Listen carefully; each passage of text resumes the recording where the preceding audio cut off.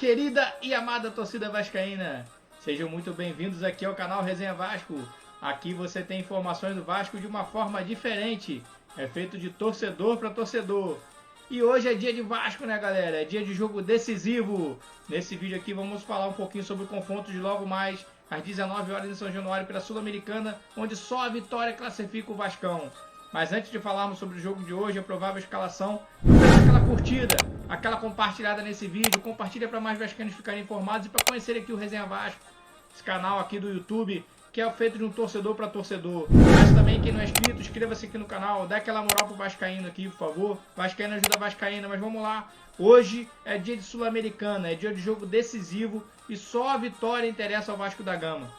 O Vasco encara o Melgar às 19 horas em São Januário, lotado, o seu caldeirão vai estar lotado, necessitando da vitória. Somente a vitória classifica o Vasco, porque na Sul-Americana só o primeiro colocado do grupo se classifica. Esse nosso grupo já está definido o primeiro lugar, que é o Lanús.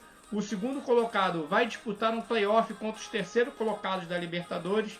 E o sistema de disputa desse playoff será o melhor segundo colocado da Sul-Americana pegará o pior terceiro colocado da Libertadores e assim vai segundo colocado contra o penúltimo terceiro colocado da Libertadores e vão fazer esses confrontos de playoff.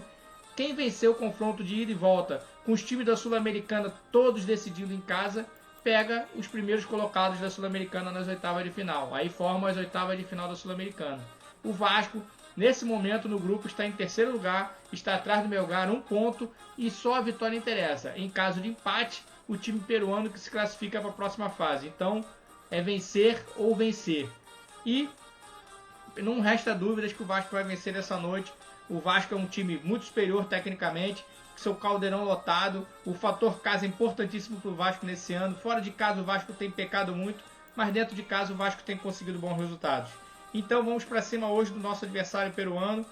E para essa partida de hoje, a provável escalação do Vasco vai ser Léo Jardim, Paulo Henrique, o João Vitor, Luiz Gustavo, Piton, Tietê, Esforza ou Cocão, Nuno Moreira, Coutinho de volta após suspensão, Ryan, que está sendo destaque com a chegada do Diniz, vem sendo destaque do time do Vasco, e Verratti. Lembrando que o Hugo Moura está suspenso do jogo de hoje e também do jogo do próximo sábado pelo Brasileirão. O jogo às 21 horas contra o Bragantino, que é outro jogo que depois nós vamos conversar, porque hoje é decisão, hoje é decisivo, o Vasco precisa vencer.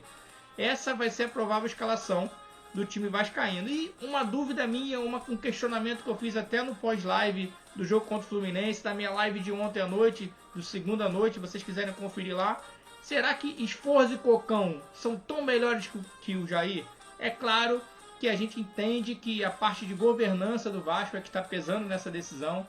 O próprio Fernando Diniz já falou sobre isso, que ele acha o jogador um grande jogador, um jogador técnico, que quando ele era do Fluminense ele pediu o Jair para ir para o Fluminense, o Jair acabou vindo para o Vasco, que ele gostaria de trabalhar com o Jair, mas que essa decisão de governança já está tomada, já que o Jair é um dos jogadores que tem um salário alto no elenco. Mas eu me pergunto, foi a pergunta que eu fiz na live de ontem, na live pós-jogo contra o Fluminense, será que o salário do Cocão e do Esforza somados não se aproxima do Jair? Será que o Jair, claro, vou repetir, o Jair não tem a intensidade que a gente espera dele, é um jogador que às vezes é um pouco lento, que é um pouco, assim, parece que está dormindo na partida, não é nem perto daquele Jair do Atlético Mineiro que pisava na área, que fazia gol de cabeça. Aqui no Vasco ele pouco aparece na área, ele pouco corre, mas é um jogador de técnica um pouco mais refinada do que o Cocão e principalmente do que o Esforza, né? Você viu no último jogo o Cocão, no último jogo contra o Fluminense, o Vasco com aquela pressão alta, o Fluminense encaixotou a saída de bola do Vasco, o Cocão não conseguiu sair por nada desse encaixotamento, errando vários passes, gerando várias jogadas perigosas para o Tricolor. E o Esforza entrou naquele jogo e no segundo gol nós vimos a grande vontade do Esforza para o combate no meio campo, né? É aquilo que eu falei na live de ontem. O Esforza é um caso atípico do futebol, porque ele é um volante argentino que não tem vontade. Todo volante argentino tem vontade, guerrilha, bate, segura a bola. E você vê no lance do segundo gol, o gol do Fluminense, que ele demora, titubia para decidir se vai correr ou não para marcar o chute do Guga. E quando chega ainda me vira de costas na bola, não tenta ser mais agressivo no lance. Mas é um jogador que já demonstrou isso aqui no Vasco, que é um jogador que tem essa dificuldade de intensidade, de força.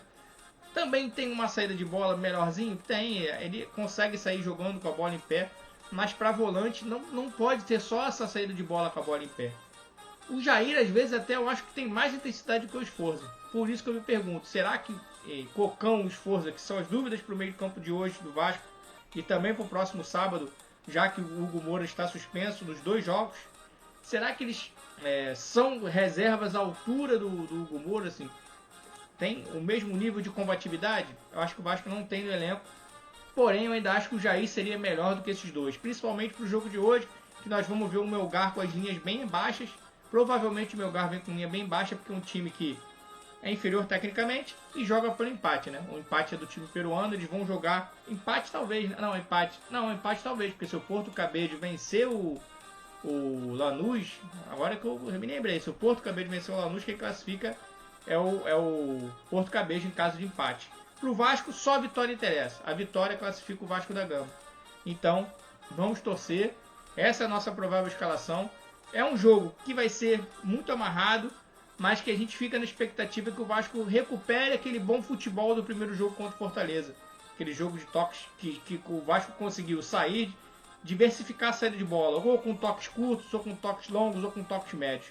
O que a gente não conseguiu ver contra o Operário, viu alguns momentos do jogo, e contra o Fluminense não vimos praticamente nenhuma diversificação na saída de bola, vimos muito pouco. O pouco de passe longo que o Vasco tentou na saída contra o Fluminense foram tudo passe errado, tudo chutão para frente, sem direcionamento do Léo Jardim. E vamos ficar nessa expectativa. Logo mais estaremos lá em São Januário. Não sei se dará tempo de fazer uma live pós-jogo, mas caso eu não consiga fazer a live pós-jogo hoje, farei uma live amanhã, quarta-feira, para a gente comentar sobre esse jogo e comentarmos sobre a classificação do Vasco. Com certeza o Vasco vai vencer, vai se classificar. Repetindo, vai se classificar para o play-off da Sul-Americana, não vai se classificar para as oitavas de final. Só o primeiro colocado do grupo, que já é o Lanús, se classifica para as oitavas de final. O segundo colocado vai para um play-off contra os terceiros colocados da Libertadores. E quem passar, vamos num jogo de ida e volta, com os times da Sul-Americana jogando o segundo jogo em casa, quem passar vai para as oitavas de final da Sul-Americana. Então, vascaínos, vamos lá, vamos ter fé. Logo mais, São Januário, vitória do Vascão, vamos lotar lá, vamos empurrar até o fim. Saudações vascaínas e uma boa terça-feira para todos.